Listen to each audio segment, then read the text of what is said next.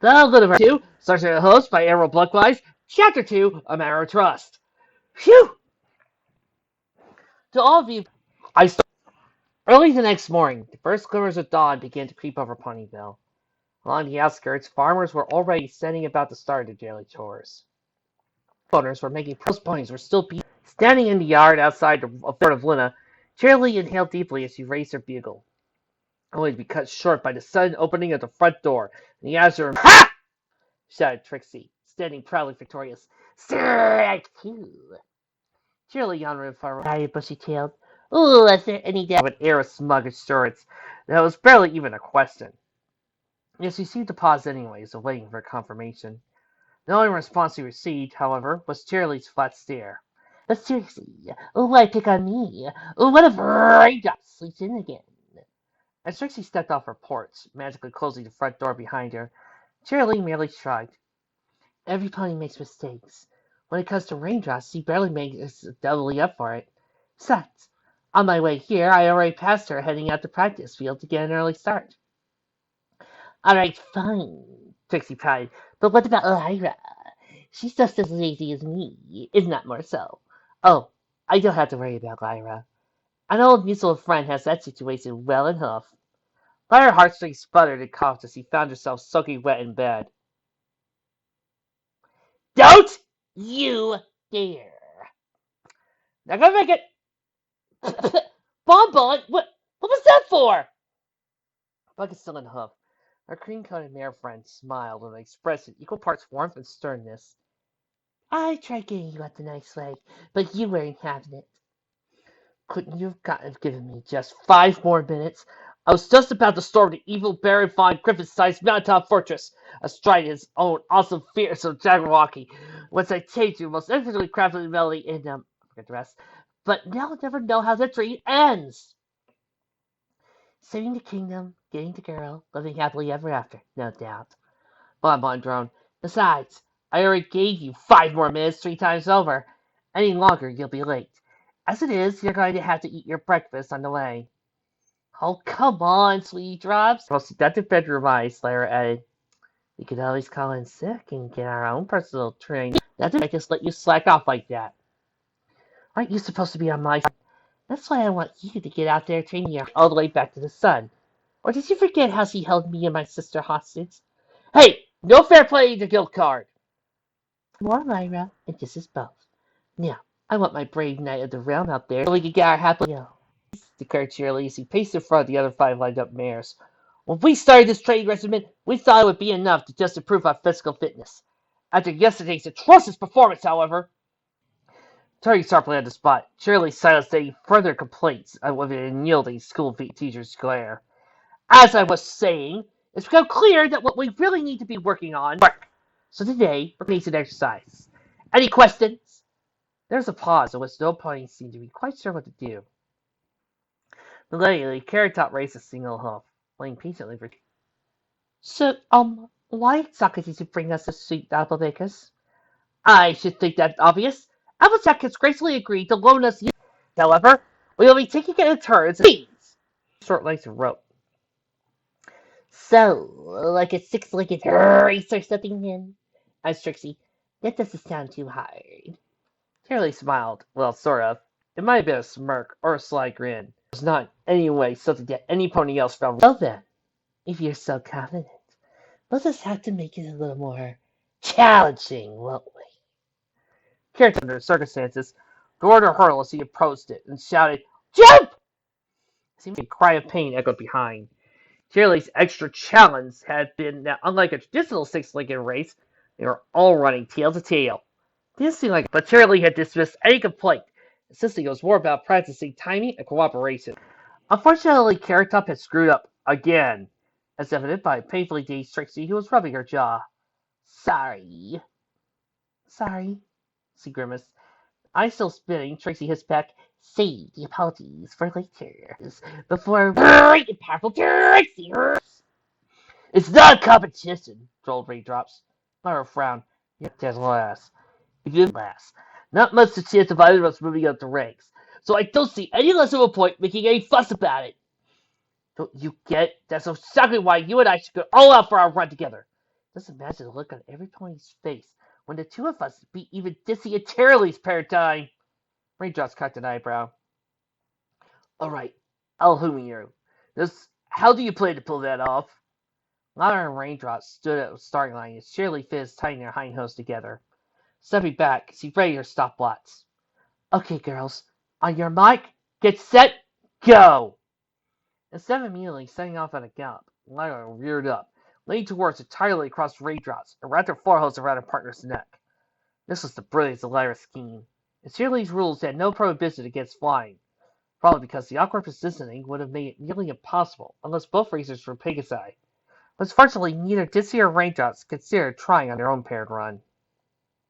Of course, for a pony that was immensely flexible as Lyra, there was an alternative solution.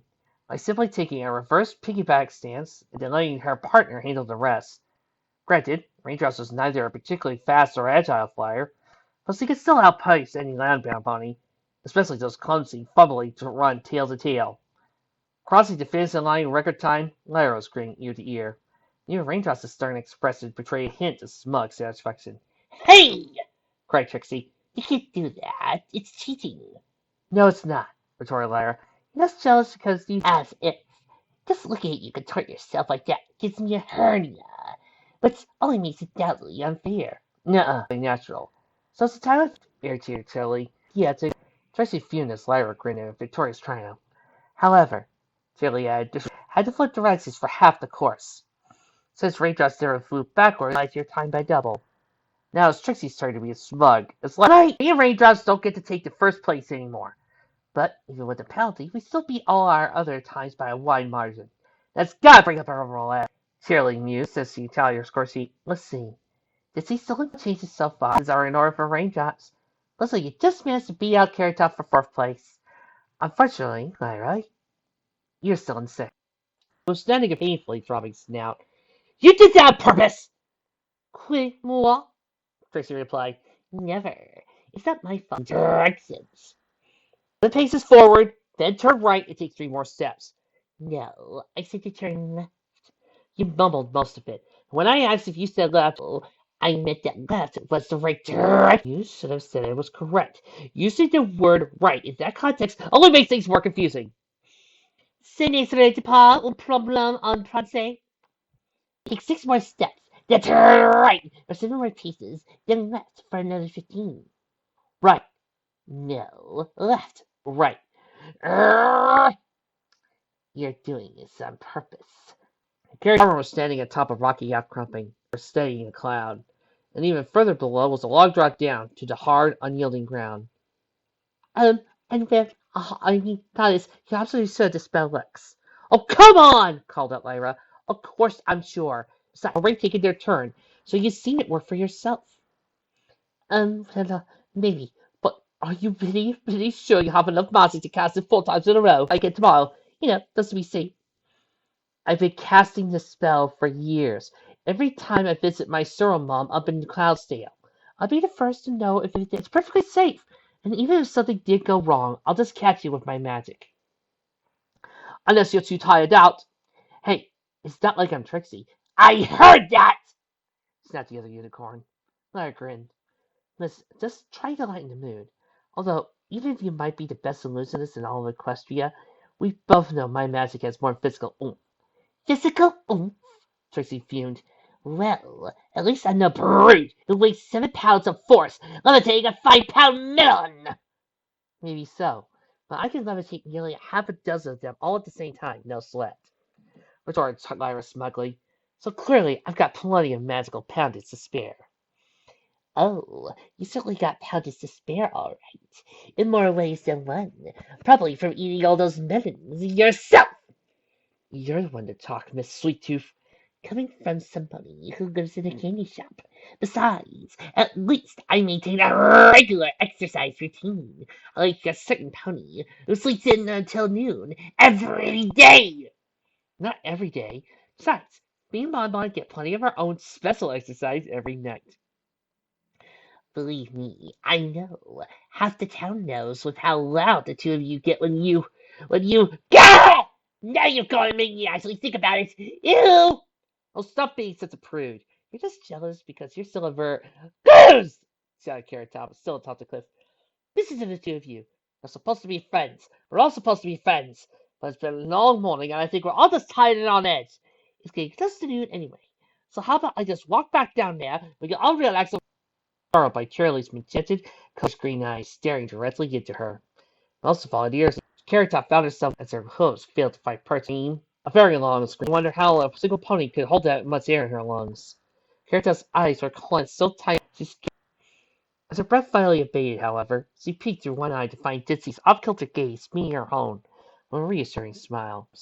Cleverly laying her own head sideways against one hoof as she looked Ditsy as a cloud. She blushed briefly in embarrassment herself, while the two Pegasi lowered the cloud. Breathing a sigh of relief, she was mass of condensed water vapor. Back, Carrot Top turned to Lyra. Good news! I think I smell X. The rest of the afternoon was filled with more of the same. Another shrill whistle blow called all the girls to attention. Every pony in the place lined up at full attention. Cheerilee paced buttons up and back down the line as she had seen between the exercise of the day. The other girls stared a few nervous glances, wondering what more, although each was careful to avoid being caught by the school teacher's stern gaze. Finally, Cheerilee spoke. At ease, girls! As every pony let out a collective breath of relief and relaxed. Tracy in particular took the opportunity to collapse on the spot. Are you okay? Asked Carrot Top. Nothing. A week-long nap will have fixed. It sat low. So which one of us is lazier again? Under your hair. The great and powerful Trixie has featured touches of Ponyville in the commemoration of our first rainy weekend. I hereby declare the rest of the week that surprise your ego itself for anything less than 5-3. Well, besides, we defeated the evil Duke. Caesar gets to reap his old title as the spoils of war. Why, it's not fair, interjected Carrot Top. Why, that logic, after we defeat Corona, you could be queen of all herself joined in on it. Despite it being the obvious butt of a joke. Madmere, marked the interruption, trying to deny me of instituting a festival dedicated to the wonders of slugging off. Bah! I'm still going to enjoy the rest of the day, and there's nothing you can do to stop me. Actually, Cheerilee added, not to be a killjoy, but before we officially end the day's training, I have something of a homework assignment in mind. A low collective groan was shared by the other assembled mares. This one will be easy. It's called Trading Places. Like I said, when we started today, what we really need to improve on was our teamwork. So instead of going to your own homes tonight, I want you to switch off in pairs. As the old saying goes, you never really know a pony unless you... Or in this case, Lyra snickered, causing Cheerilee to blame an ad. Yes, I suppose I walked right into that one. Let's all try to be mature adults here. Right, Lyra said with a hard cough. Trying her best is about another big old giggles. Mature, gotcha. Cheerilee shook her head, but otherwise ignored the forced implication. Anyway, Lyra, I want you to switch off with raindrops and check farewells for the evening. Cheerilee went to pick up supplies alone. That is, until she was unexpectedly interrupted. So, I guess that leaves you and me? Asked Ditsy. What? No! Cheerilee wrote to say, well, it's not really necessary for you. I performance today, so your teamwork seems to be size. You need to take care of your daughter and all. Ditsy shrugged. Your deal will be just fine with you looking after her for tonight. I suppose, but there's also my fist to take care of too. I wouldn't want to oppose. It's no more imposition than you had me look after them during your trip to Elton. Yes, but that was just feeding. I made sure to take care of all the hard work before I left. Tonight is my monthly cleaning day. But unfortunately, my usual spare tank is getting fixed. So that means rotating every fist into different tanks. Which is as simple as it sounds, since they've all different environmental requirements. Not to mention, some of them might try to fight or even eat each other if grouped incorrectly. It all requires a very complex diagram, which I'm sure you already have written down in full, right? Well, yes, but it is as easy as following instructions. Are you sure? I mean, if anything went wrong, I promise it won't. Besides, isn't the whole point just to be a trust exercise? You do trust me, don't you? Raindrop's mother, Shutterbug, hung innocently as she flittered about her cozy little kitchen like a yellow and blue hummingbird. As always, she was a whirlwind of perpetual motion, scarcely taking the time to finish one task before starting the next. Having just put a batch of brownies in the oven, she hopped over to the opposite counter, where she tossed the salad, before whisking her way back over to the stove Stir the stew with one hoof, while reaching for her a pen and paper to write down some more notes for her next expose.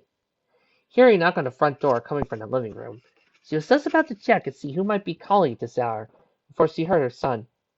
I'll get it! In another moment or two, Snails called again.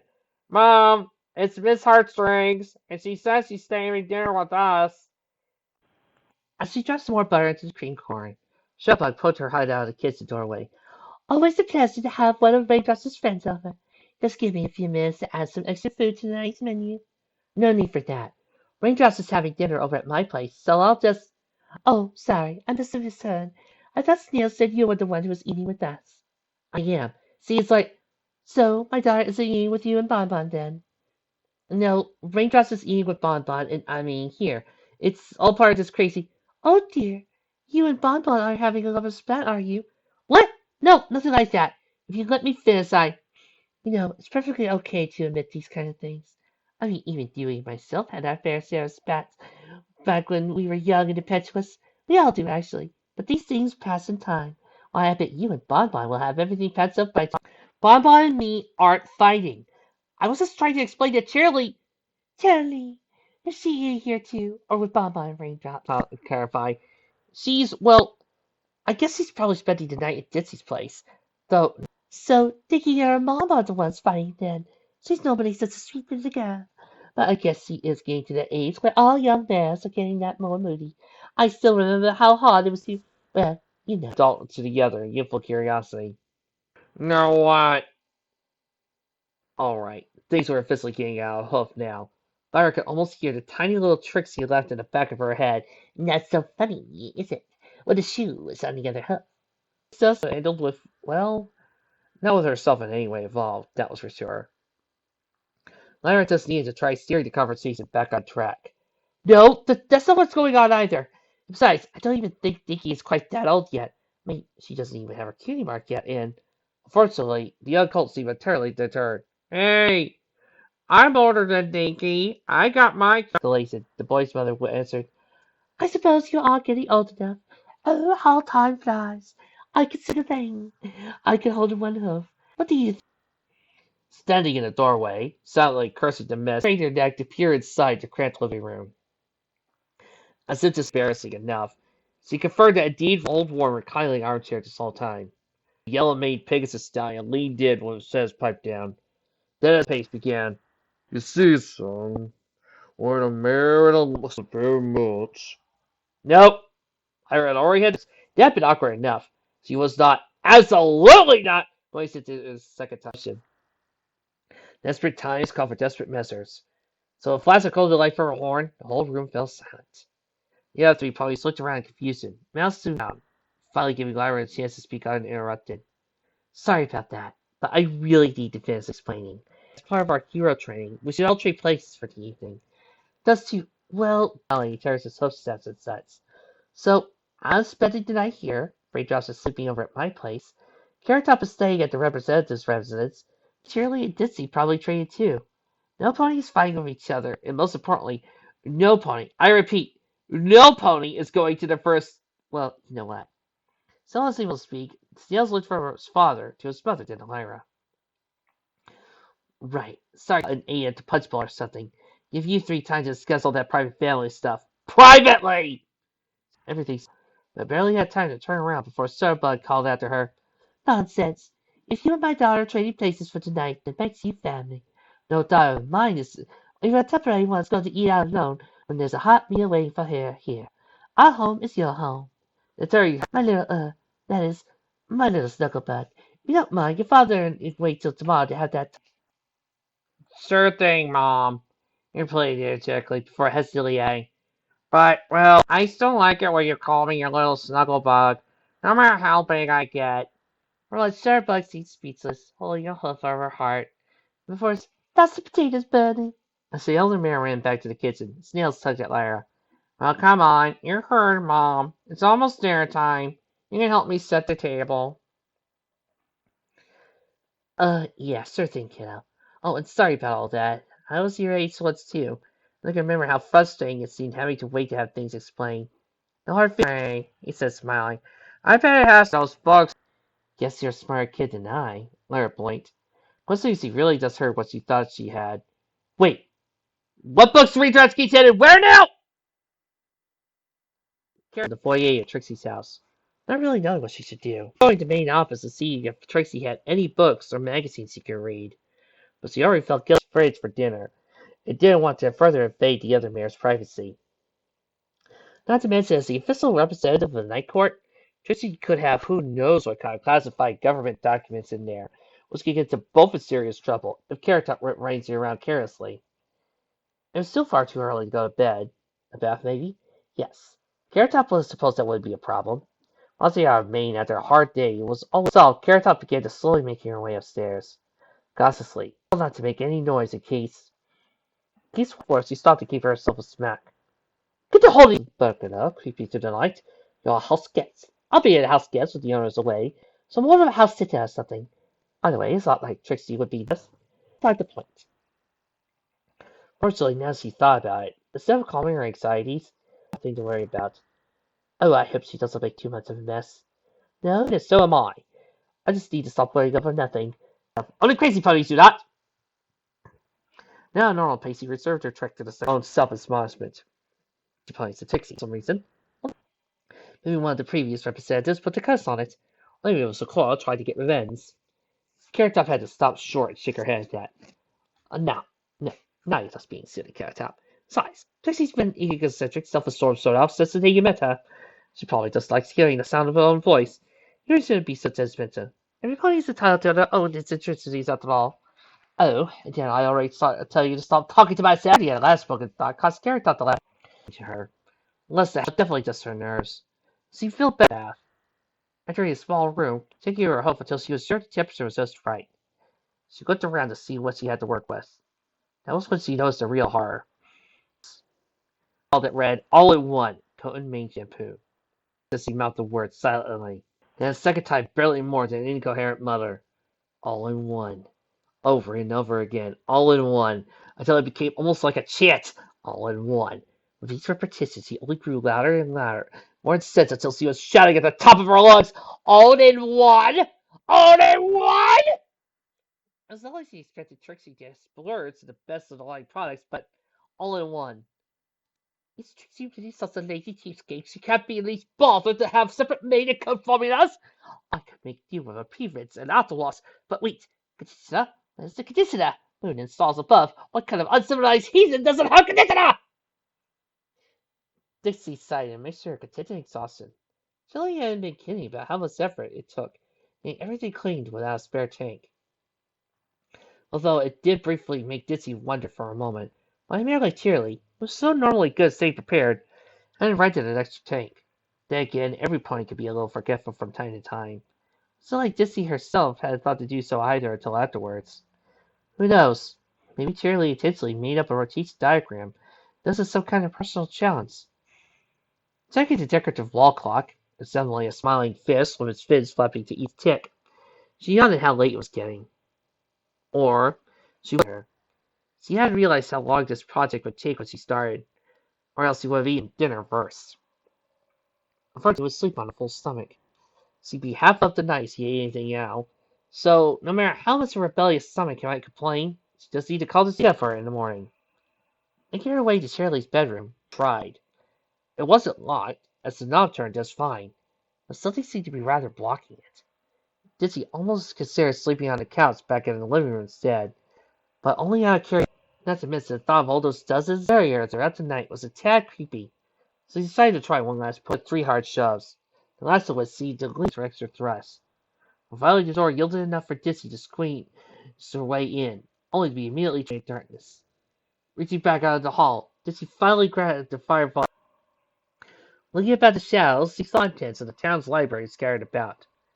It was hard to say for sure in the mess, but it appeared to be the reason she had so much trouble getting the door open, as the one precariously looming toppled was rather surreal, as he stumbled into another world. Dizzy suddenly couldn't before. Curiosity gave way to weariness, however. Dizzy yawned again. Partly she was seeing finding Shirley's bed also covered with more books as well as assorted papers. Was this all part of some major school project? As she sat at the books, however, Dizzy began doubting that. least she hoped he wasn't the kind of material Cheerilee would be teaching children. Just a few of the titles included Tyrus Madness, The Rise and Fall of Corona, Monsters for the Desert Tartarus, all of this stuff with color-coded note cards. The assorted papers weren't a little more reassuring. It wasn't Disney's intent to pry into her friend's privacy. As they sat together, she couldn't help but notice the words continuously. Looking about the room, she could only presume all taking her new duty to a worrying stream. She found concern wasn't in any way alleviated for Cheerilee's desk. It was covered, yes, not to mention the coffee maker in her corner. She knew it previously been on the kitchen counter. As he looked around with books surrounding her eyes, there also seemed to be binders full of what could only be volumes upon volumes. Very self-conscious, so he passed inside a giant journal. Even more so, however, as he felt worried. Was this really what their new license name Equestria meant? Wasn't really something she thought about herself. She didn't like remembering how dangerous their past adventures had been. She certainly didn't want to imagine what further perils they might have to face in the future.